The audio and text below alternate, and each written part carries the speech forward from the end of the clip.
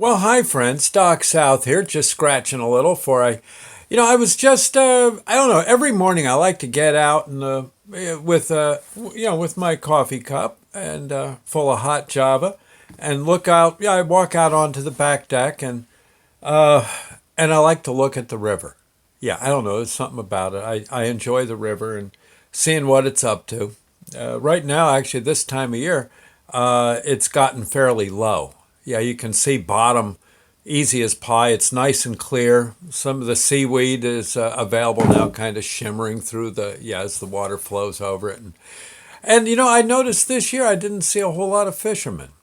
Usually some trout fishermen will, and his waders would be wading upstream, seeing what they can catch. And this year, no, I don't believe I've seen hardly anyone. Even at the parking lot downstream a little bit, which I guess might have been where the Tri County Fire Department had I guess their old fire hall. They've got a new one now, but yeah, and again, usually there'd be all sorts of cars there. People with their hip boots on out in the stream, and they come back to their car, get a brewski or maybe some more bait, but no, nothing. I don't know. I'm wondering if the fishing was top notch this year. I don't know. I know I've always kind of liked fishing. Mostly it's sort of for me, kind of a case of uh, you know, survival. Because, yeah, it seems like almost my whole life fish have been after me, one way or another. I'm telling you, yeah, they got my number. I don't know. I look down from the deck down to the Musconetcong, and I try to see if any fish are looking up at me, thinking, now, how can we get up there and bite him? Or better yet, take him home to the family. Yeah, we'll have a real good meal. I'm telling you, it's almost like I like to keep a screen on the bath spigot. Yeah, so no trout all of a sudden comes flying in there and starts going after heaven knows what, my toes or something. Oh gosh, or worse. And it's funny. But I remember as a kid, I used to go fishing as I got around 10, when I was finally an older kid, around 10 years old. My granddad let me take the rowboat out onto Lake Lenape, and I'd be out there rowing around and fishing. And gosh, one day, and I'd catch some sunfish here and there. And actually, sunfish aren't too bad if you get big enough sunfish. They cook up pretty tasty. And but I know one day I'm fishing, and I don't think I hooked this thing. I think I think it saw what I was doing to the sunfish, and it must have been maybe it was part of the fish militia. I don't know, but all of a sudden this darn pickerel comes flying out of nowhere and lands in my boat, and this was a big pickerel. Pickerel, yeah, they're like the sharks of lakes. Yeah, this darn thing was, I'd say, about 2.5 feet long. It was easily as big as my arm, as far as it was about like my arm. Only this had teeth where I have fingers. This thing had these little needle teeth, and it took one look at me and charged. Yeah, I didn't know what the heck to do. I think it was trying to get me to jump out of the boat and into the water, where all the other pickerel were waiting. Yeah, they were going to rip me to shreds. Be like one of those scenes in Jaws. It's by the way, I think maybe I saw one of the Jaws movie, and it was just too upsetting. Yeah, because like I said, fish are always after me.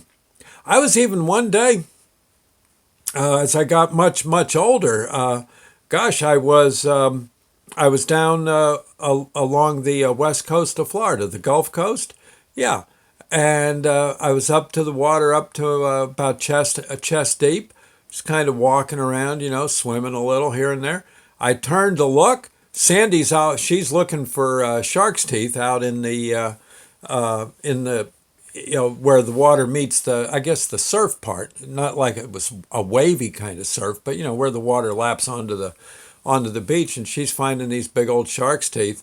And all of a sudden, she hollers and points to me. I turn around and I realized I was going to get some shark's teeth right in my rib cage. I look and here comes, a dorsal fin, right? The upper fin, that's the dorsal, coming right for me. It was about, it was like that. Yeah. And it's coming my way.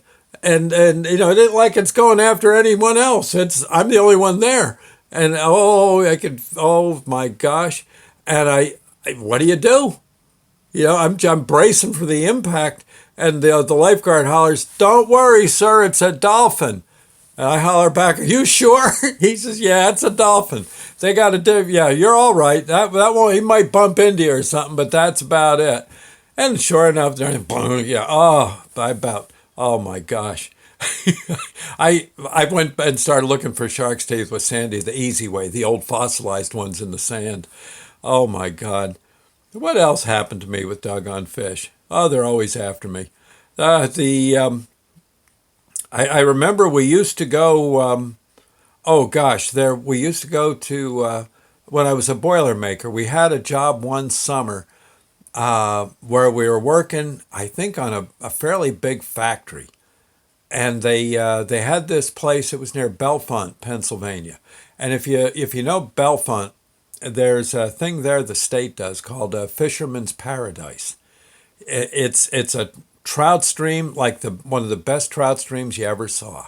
Okay, and the I can't think of the name of the river or the creek, but it's pretty nice.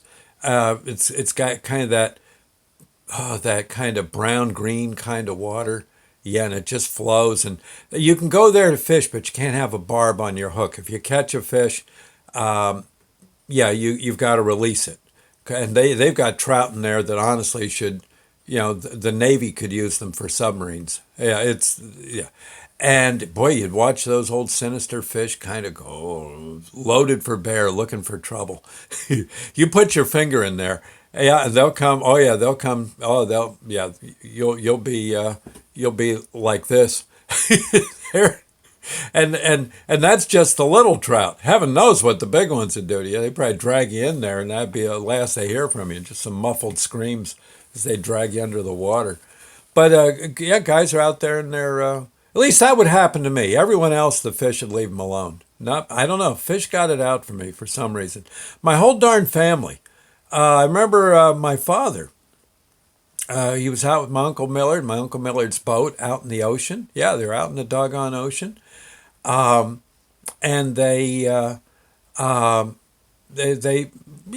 was a relatively calm day. I guess they're trying to catch whatever might be out there, snapper blues or whatever. And Uncle Millard's boat was maybe about, I guess maybe 28 feet long, something, maybe 30 feet. He was a dentist, and where they're out there fishing, and all of a sudden Uncle Millard looks off. He says, "My God, look off the starboard bow."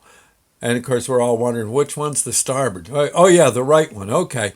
And we're looking, and here comes, you could see, just like in the Moby Dick movie, yeah, you could see this doggone whale breach come right up out of the water and down. He was about a mile away. Yeah, a mile away. And he went into the water. You could see the tail follow him, in. And all of a sudden, it's all quiet. And then all of a sudden, he's a little closer. Now he's 3/4 of a mile away.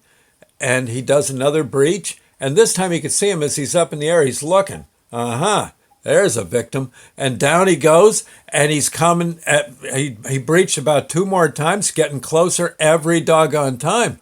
Coming right for the poor Uncle Millard and his boat and my father. And I wasn't there. No, I for some reason, I wasn't on that trip. Thank heaven, because I'd have croaked right then and there. And anyway, the thing, it went down under. It did another breach about 1/10 of a mile away, and Uncle Millard's trying to start the boat to get out of Dodge. And, you're wondering, did the whale see them?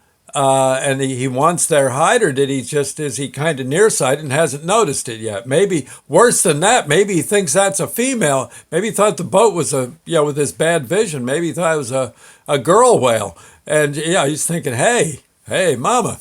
Yeah, and well, in any case, the darn whale goes under, goes submerges, and now it's all quiet. Just like in that movie when they're waiting for Moby Dick to come out of the, they're all in their whale harpooning boats, and they're thinking, man, maybe this harpoon, maybe we shouldn't show him this.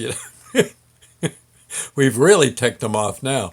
Well, anyway, long story short, the whale went under the boat and come out the other about a tenth of a mile.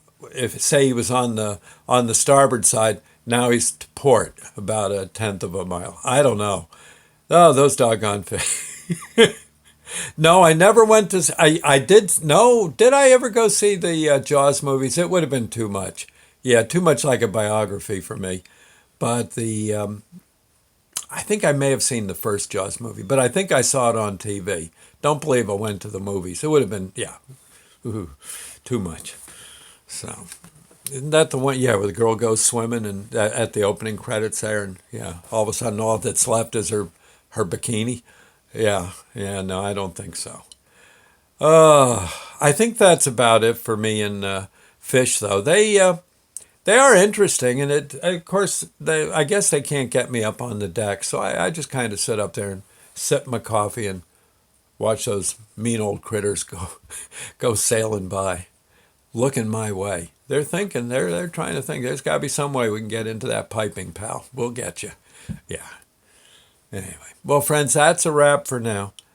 I'll see you later, and yeah, God bless. Bye now. Yeah, yeah, I might have a tuna sandwich for lunch. I don't know. I'm saying, well, anyway, I'll see you. Bye now.